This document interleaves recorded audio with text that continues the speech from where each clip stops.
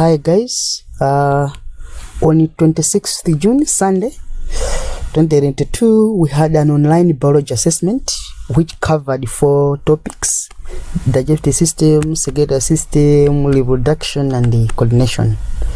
So I want to provide answers of this paper. So without wasting much of our time, let's go to the first question. The first question was, given 3 enzymes that digest carbohydrates. We have ptyalin. The other name of ptyalin is salivary amylase. It is found in saliva.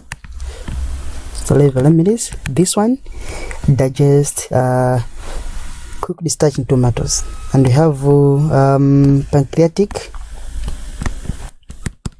pancreatic amylase. This one does its job at the duodenum, and this one it digests uncooked starch into tomatoes. And we have another enzyme which digests carbohydrate, which is called lactase. Lactase digests sugar from milk. That one is lactose. So as the name suggests, lactase digests lactose into galactose. We have another one, sucrase.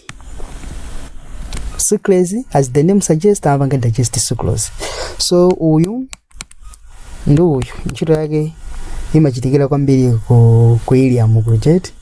It is found in intestinal juice. Intestinal juice. Whereas this one, the nagale, ntchito yake amaigwira pa duodenum. It is produced by acids of Langerhans which are found in the pancreas, whereas this one in salivary glands. We are done. Another question, mention 2 functions of saliva. Saliva amapanga moistens the food. Moistens the food for easy swallowing. Simungabwire nkaka waufa uja nkuumeza mamba kali kunywetsa kunywetsa kuja ndi ntchito ya malofu. It's difficult to swallow kaya sugar. It's very difficult. At least mafuna mutani munyowetse kale. So nkati mwa gene mwa saliva muja muli mucus imene machidwa kuti mucin. Mucin, this one is a protein which aids lubrication amathandiza. So muthu akamba zoti muli mapezeka mucin which lubricates bolasija chimodzimodzi olo it moistens the food chimodzimodzi. Komanso muli antibacterial enzyme. It has it has antibacterial enzyme. This one is called lysozyme. This one, it kills bacteria. Munaonapo kaya mwazicheka ndi mpeni ndi chala chija machithamangira kukamwe machika nkamwa like kukatsopa magazi achi, something like that. So pamene pajawo zinthu zimachitika mo automatic. Mulungu nimene anapangira kuti mwakazicheka chala chija chithamangira kukamwa, olo mwakazikhoma kaya ndi hamala chala chija chimathamangira kukamwa. Nkhani ndi kuti pamene pali kati paja pakhale maenzyme awawo kuti mabacteria sakalowe. So that's a function of saliva. Ntchito ina, you can also repeat this one. Kuti it contains salivary amylase which digest starch. It is also a function. We are done. Another question, I want to explain why in the mouth there is no digestion of cooked starch found in bread when taken together with a hot cough. So key point in the hot cough, there's into ngati zili zotentha akuna kuti there is no chemical digestion of cooked starch. Nkhani apa ndiyoti because of this hotness that one imapanga denature, enzymes are denatured. So enzymes are denatured. Enzymes are denatured due to high temperature. As a result, there will be no chemical digestion of cooked starch. So this is not the answer because of high temperatures, enzymes are denatured. Hence, there's no chemical digestion of cooked starch yet. I would state the property of enzymes explained above. Which property of enzyme you might uncover? Can I do the enzymes work best at optimum? Work best at optimum temperature. So temperature above this one, the denatured. Temperature below optimum, the enzymes remain inactive. So that's the property of enzyme. Kavena manago the enzymes are temperature dependent. Yeah, it's the same thing. Here I want to explain how levels of pH along elementary can affect activity of enzymes. Tendima regions angapo tende cephalic region, cephalic region up and around in the mouth, and we have a gastric region, which is a gastric phase. I'm referring to the stomach, gastric region,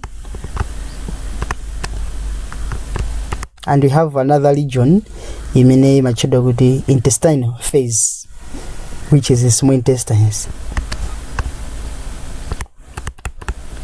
So this is what happens. Region E, it's basic. You see, the enzymes adds in that basic condition. This region is acidic region. It's only enzyme pepsin which works in that acidic conditions, whereas it's a basic condition. The good enzyme as a guiranchito ala basic it lactase maninaja. Yeah. So to answer this question, muna go the different levels of pH along with the gastric tract.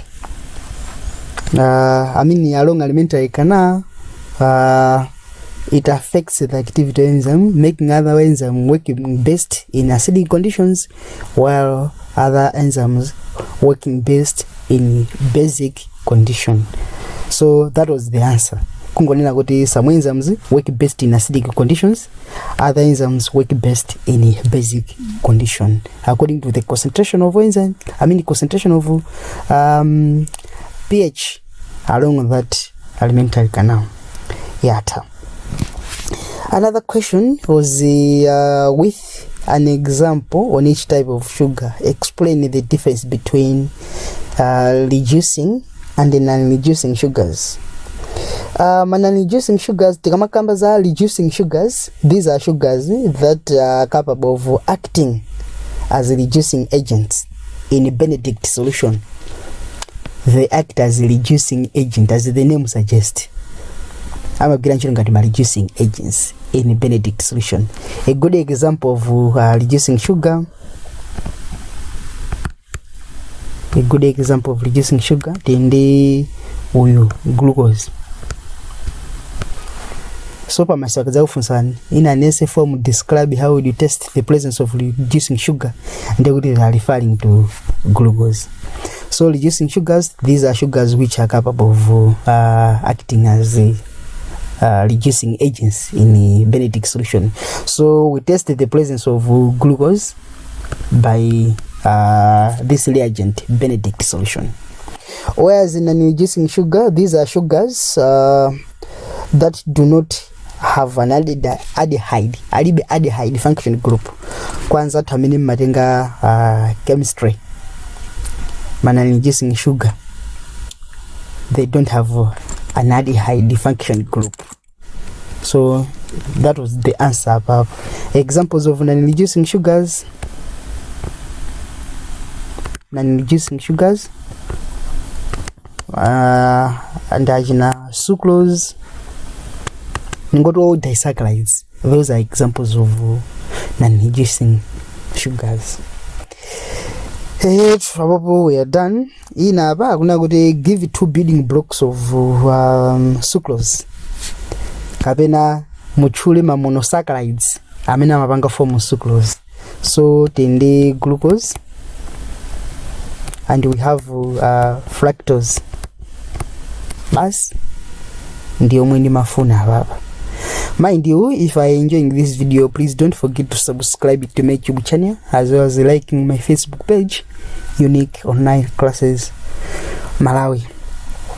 I think we can go to page 3. Apart from sucrose, give another 2 examples of disaccharides. Kubadula sucrose, tichule zitsanzo zina za disaccharides. So this one tindi maltose, it's a disaccharide. So tindi lactose is also a disaccharide. Question number 3. Figure 1 is a longitudinal section of villus. Use it to answer the questions that follow. So this was the diagram. Adipangira label hapa kuti it's A aloza pamene papa kuti ndiyani tidziwa atona tsai chikuoneka cha brown icho, that one at it's selective, and this blue thing here akuna kuti it's a blood capillary. So blue mukazangoona blue amayimira ma veins, mukazangoona red amene yakuyimira ma arteries.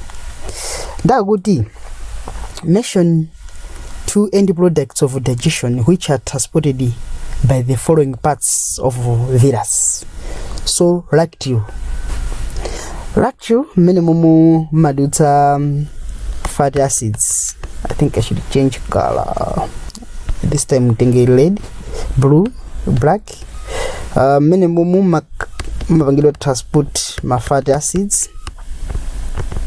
Kumaso glycerol.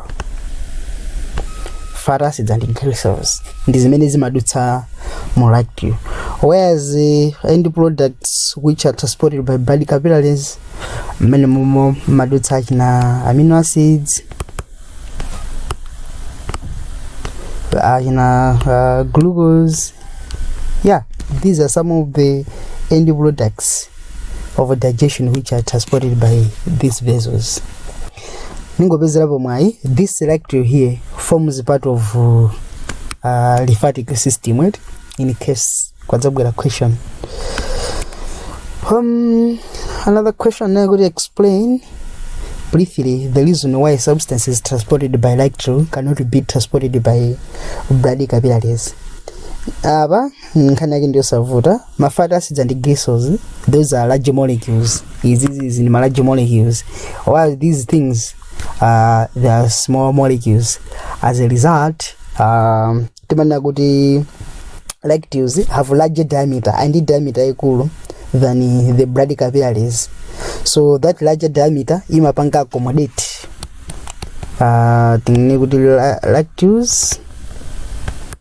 lactase have large diameter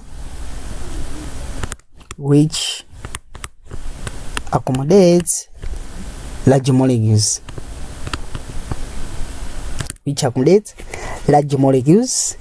whereas the blood capillaries, they have a small diameter to accommodate small molecules, e.g. glucose and amino acids. Bas hapo ndo kuti mwayanka. Another question on page 4. I'm going to give you 3 adaptations of the villus which enables it to perform its function. Chambilira, this one have thin epithelium,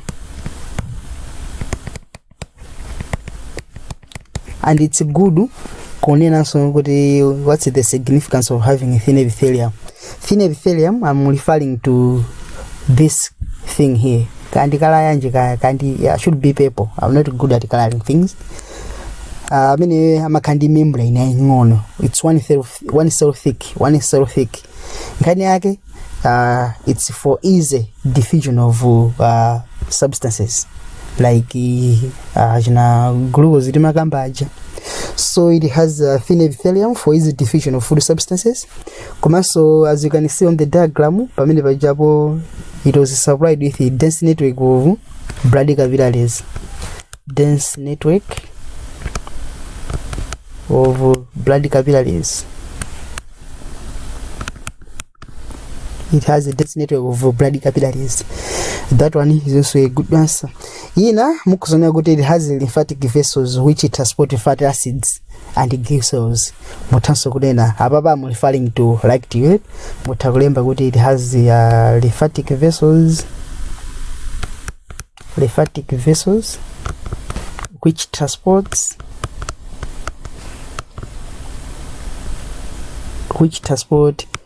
fatty acids and glycerols. Fatty acids and glycerols, yeah.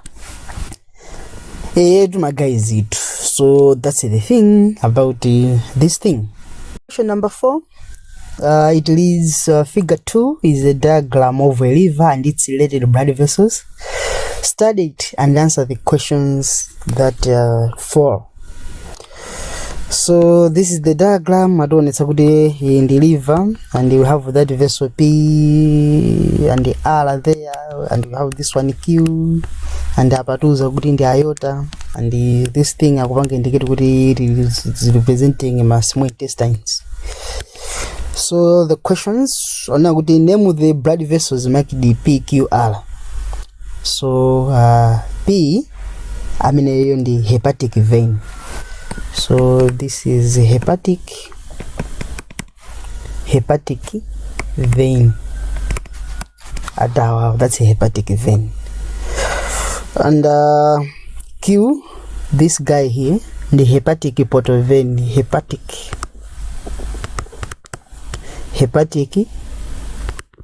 portal vein. Amanyamula chakuja from small intestines kumapita nacho ku liver. Whereas hepatic vein carries the blood away from the liver. So this one, blood is bitter that side. Whereas R, that's vena cava. So this guy it's vena cava, largest vein. That's vena cava. It first name vena cava. Mukuza chula mwana wanu. Maya vena cava, bamba vena cava. Yeah. Okay. Another question here. I would on the diagram itself draw arrows to show the direction of the blood in PQR. So namba gali kupanga hapa. Papi nana kuti mini pa Q it carries blood from the small intestines into the liver. You see? And the P carries blood from the liver to the vena cava. While vena cava blood above ngati blood kupita this side, it means kuti ukukukwitsika going this way. It will be like that. So ingane kuti yakupita kuntunda kenako not that blood yoti kukwera kuntunda so kuti ngamabwererenso yonchi. Commando should be going upwards like this. Yeah. You're going to color change.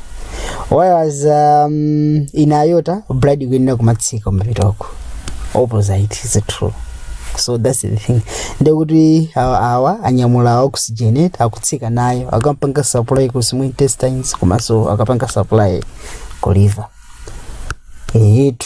So those are the arrows. Basi ngopanga indicator hapo 2 marks what. Another question, what is the difference in levels of amino acids between the blood between the blood in vessel P and the Q immediately after eating egg meal? What's the difference in the concentration of amino acids? So this is the Q and this is the P. The after absorption chakudya chije chikamapita ukuku chikandi high levels of amino acids chikamapita uku. So adawa akandi high levels of amino acids, whereas P here akandi lower levels of amino acids. Why? Function of a liver which is related to digestion, ntchito yomwe ili common kwambiri timaicha kuti deamination. Yeah, you remember that? Deamination, this is the process of removing amino group from amino acid molecule. So that some of the amino acids, they are converted into carbohydrates kwa panga deaminate, and that amino group imapangidwa convert into ammonia, and ammonia apanga react ndi carbon dioxide from respiration and is sent to kidneys for excretion. Akapanga react ndi carbon dioxide ammonia ujapanga form urea. Urea is sent to kidneys for excretion. So zakuti liver imakhala kuti yapanga decide amount to right amount of amino acids to store, and the excess amino acids are deaminated. So blood ikamatuluka uko, it will mean that zinthu zine zikhala zatani zachoka. So as the blood going this way, the concentration of amino acid ikhala chepa. Command as the blood is coming from the small intestines to that one, it can be high levels of amino acids. So that was the question. Explanation yake ndio mwe. Yama question hii mwamba hii yangu kufuna kukamba kuti in Q we have high levels of amino acids, while in P low levels of amino acids. Reason, some amino acids have been deaminated. But that was the thing. Another question, why pancreas is called a double function gland? This is because pancreas have special cells which secrete insulin and glucagon. Pancreas abanga release hormones like insulin and glucagon. Insulin and glucagon, and these special cells they are called beta cells. Isolates of Langerhans. These are the special cells which release which secrete insulin and the glucagon. Isolates of Langerhans, yeah. And pomwepa ntchito ena ndi kuti apanga release enzyme, so it releases hydrolytic enzyme, releases enzyme called pancreatic amylase. So you can see kuti the gland imodzi komani gland ntchito ziwiri, kopanga release hormones at the same time kopanga so release enzyme. So that's the answer about this question. Name the special cells in the pancreas which secrete insulin and glucagon. Yankagindi isolates of Langerhans. So just put a AC there. Isolates of Langerhans. So those are the special cells which releases insulin and glucagon. Divisible summary explaining the function of this insulin. When there is high levels of sugar in blood, insulin is released. Sugar gajipan tupi, glucagon is released. So insulin converts excess glucose into animal starch, which is called glycogen. So it converts glucose into animal starch called glycogen. Sugar jakaura jepa mu blood, glucagon is released to convert this glycogen back into glucose. So they work antagonistically. They work opposite each other. Another question, question number 5. Anna good figure 3 is a flow diagram illustrating the process of blood clotting. Use it to answer the question that follows. So the damaged blood cells or tissues, platelets gather at the site of injury. We have this aim with the help of calcium ions, thrombin and vitamin K forms this something labeled N, and the fibrinogen changes into clot. Ndaona kuti name the chemical and an enzyme represented by letter M and N. Most of the time, this one, the thromboplastine. This is the chemical. My plate is I'm going form that chemical in the presence of that oxygen. Yeah, thromboplastine. Whereas the enzyme N, this is thrombin. It's a thrombin. But another question, I'm not going to explain the law of enzyme marked N in the process of blood clotting. Thrombin, I'm going to convert this soluble protein. This one is a soluble protein. It is converted into insoluble protein, which is called fibrin. You see, fibrin, it's insoluble. They amagabanga form my meshes on the surface of wound, something like this. These meshes is only a yonch. Fibrin, can I go? These meshes, they are the ones which trap my blood cells, hence forming a clot. So in short, yankwage mafunika hapa kunengo nina goti fibrin convert soluble protein fibrinogen into fibrin, which forms a mesh on the surface of the wound to trap my blood cells. Bas kanyake apopo makakutiata. Give two significance of hardening off on the surface of the wound. Hardening off of blood, it means blood clotting. So what is blood clotting? It's a hardening off of blood on the surface of the wound. The significance is that it prevents excess bleeding. So prevents excess bleeding. They could have to go over anemia. Having excess loss of blood is the same thing. Chitoina prevents entry of germs through the wound. Pajama germs amafuna mawa chinyonto nyowe. So babala paja kauri pauma. It means the my germs sangalo way. So that's the significance. We are done. Question D, I'm going to give you one function of each of the following lymphatic organs. Spleen. This guy here, I'm a banga filter blood. Paja, this one, imagine the largest lymph organ, lymphatic organ, spleen. You again go banga filter blood. So it filters blood. And it also contains my lymphocytes. It contains my lymphocytes, which react with pathogens. My lymphocytes are my white blood cells, which fight against disease-causing organisms.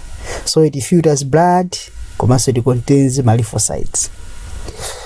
Whereas thymus, this thymus here, it's for formation and maturation of T lymphocytes.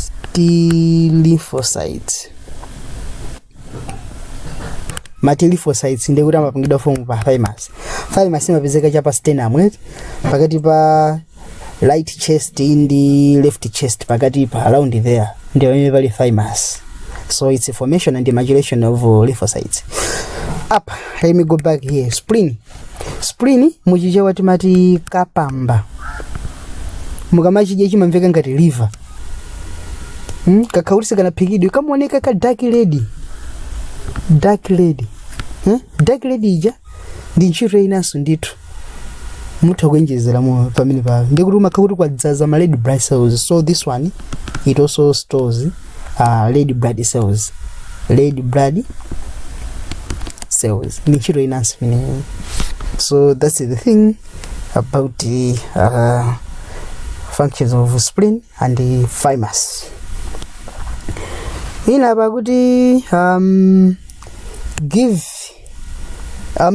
the meaning of the following terms. Systematic circulation. The meaning is systematic circulation and pulmonary circulation. So let me have a sample heart here, and we'll carry my lungs, and this thing here should represent all parts of the body. All parts of the body. Yeah. Parts of the body. Yeah. So this is the heart, this is the lungs.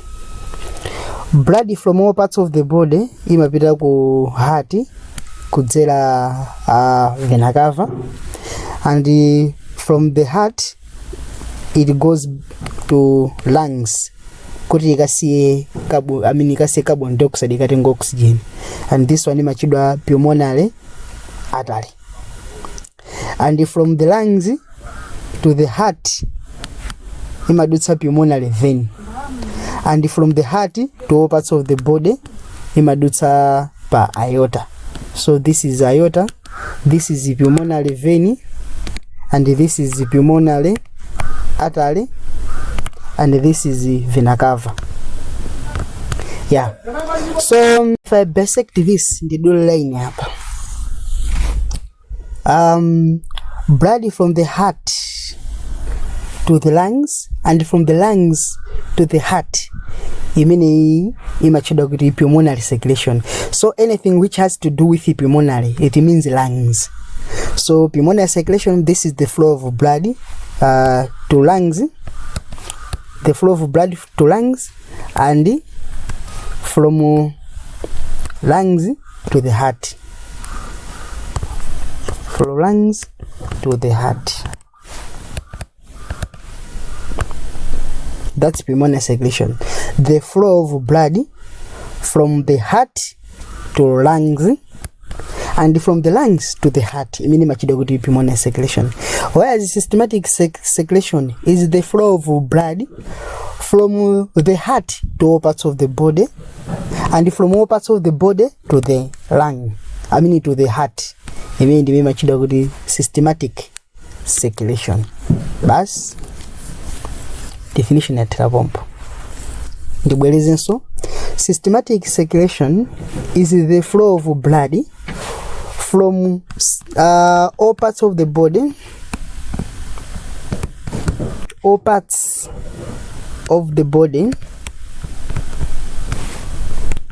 to the heart, and from the heart to all parts of the body. That's a systematic circulation. Whereas pulmonary circulation, the flow of blood from lungs, from heart to lungs, and from lungs back to the heart. That's pulmonary circulation. Bas. Another question, if explain any two differences between lymphatic system and the circulatory system. So hapa sendelemba yai ndikalemba ndichedwa kumano, just hear me clear. Lymphatic system makala lymph, whereas mu blood circulatory system muli blood imene mukidraw inwicha. So in terms of gala, it's a difference on its own. So muli nagodi blood in blood circulatory system imakala red in color, pomwe lymph in lymphatic system imakala ya colorless. That's the first difference. Difference ina mutu nagodi in lymphatic system, the fluids, they move by action of gravitational force, contraction of muscles. Yeah, contraction of muscles, gravitational force. Whereas fluids like blood, they move by pumping action of the heart. You see? Difference in lymphatic system, my fluids, they move in one direction only. timoze zimangochoka ku malife organs ndikupita kumene zimapita like ku heart. That's one direction only. Pomwe ku blood circulatory system ma fluids amapita ka ku heart ndikubwereranso kumene amapita kunja. So you can get they are moving in two directions, where lymph it only moves in one direction only. So that's the difference. So there is no pumping mechanism by the heart in the lymphatic system, while in the blood circulatory system there is a pumping mechanism by the heart. Fluid in the lymphatic system move in one direction only, whereas the blood circulatory system fluid move in two directions. So apa nda fotokoza. Let's do another question here. Question 6, it reads, Figure 4 is a diagram showing phases of ovarian cycle in a certain woman as seen under microscope. Study it and answer the questions that follow. So you can see growing of follicles. There is a process, structure of what we call persabicans. That was a good name a hormone that palliates the process marked P. Kopanga palliates, it's like to facilitate kapena kopanga it's a jina jago kujitika. So hormone which facilitates this process here. You can see akandika egg kagonika kadimu. That's ka egg. They abangida release. So release of an egg, that's ovulation. So ovulation is parented by hormone imene machida kuti luteinizing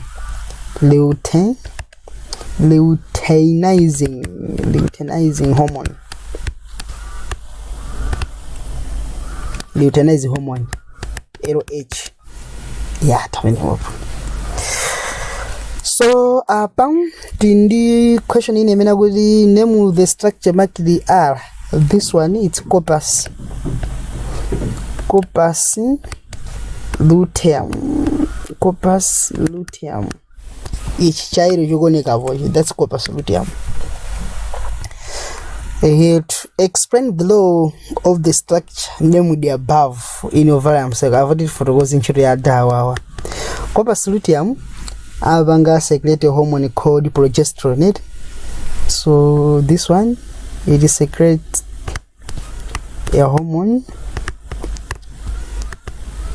It secretes a hormone called progesterone.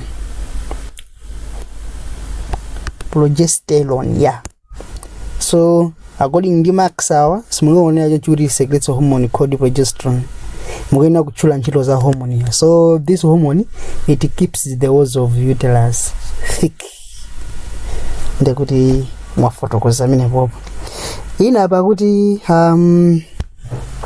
Ovarian cycle involves menstruation, follicular phase, ovulation, and the luteal phase.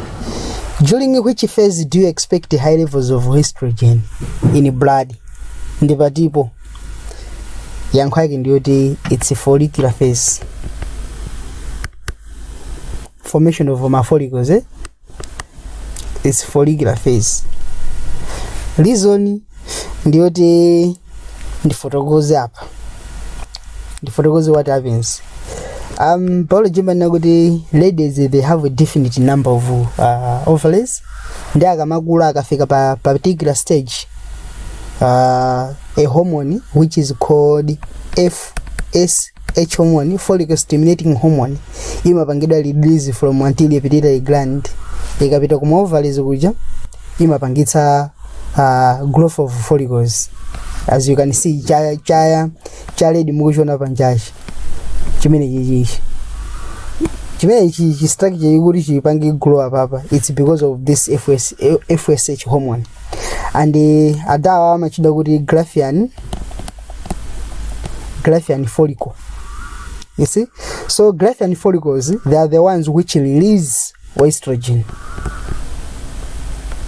Bas awunde kuti zateka.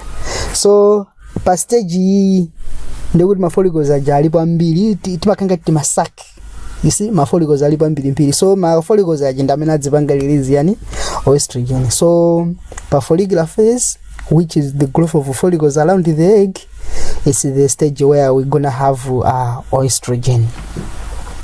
The oestrogen amapangisa walls of uterus kuri thick growth of this. Bas akakala thick zilejeka kuria kwima kwambiri pituitary gland imapanga release another hormone which is called luteinizing hormone. Luteinizing hormone ndama apangitsa kuti pachitika rupture, egg should be released. So that's ovulation. Ovulation ikachitika chigraphian follicle chija chimasintha dzina ichi, chimapanga form this yellow structure which is called corpus luteum. Corpus luteum, they make these walls of uterus with a kali more thick kudzera mu hormone yochida progesterone. Ona njinga yoti egg imene apangidwa release ikapangidwa fertilize idzafike malo abwino. Ikakuti fertilization sinachitika, corpus luteum uja apanga degenerate. Corpus luteum akapanga degenerate, these walls of uterus shed off zimatsika munsimu ndokhala tsopano menstruation. Bas that's what happens. Menstruation imachitika if and only if there is no fertilization, and the levels of progesterone ikangotsika more blood, it's when we're gonna have what menstruation. Chifukwa it's that progesterone which marks walls of uterus to be more thick. So that's the thing up. Ndi apa ndafotokoza kale it's follicular phase because the follicles are the ones which release oestrogen. Ndi apa, that's the explanation. Ndi apa kuti according to the diagram, did the woman conceive? The word conceive here, it means kutenga mimba. Yeah, getting pregnancy kapena fertilization. So apa nkhani like ndi fertilization sinachitike. Reason behind it's because corpus luteum mujo apanga degenerate. Akakuti sana pange degenerate ndikuti corpus luteum jeje kanapanga grow kwambiri kuti idzipanga release ma hormones ambiri aji na progesterone aji to support implantation. Bas that's the thing about the menstruation. Hey guys, let's go to another question. And I think this